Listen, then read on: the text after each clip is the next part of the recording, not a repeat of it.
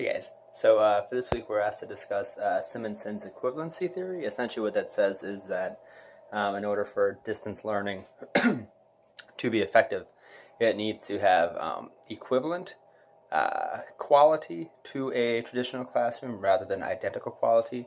The idea being that just simply taking a traditional classroom settings, material, and putting it in front of a computer screen isn't necessarily going to be very effective. That we need to have a different type of classroom, a different method of teaching, create different learning experiences for our students when we're using distance learning as opposed to traditional learning, and that this does not create a poorer outcome, but it just creates a different yet similar outcome.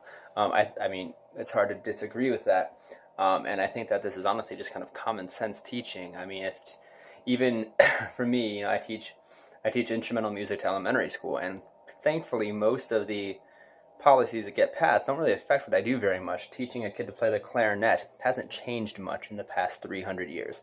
That being said, if I did the same exact thing in every class, even between schools that I teach at where the demographics are very similar, I'm setting myself up to fail. Even in the same setting, different student bodies, different classrooms are going to require different kinds of teaching.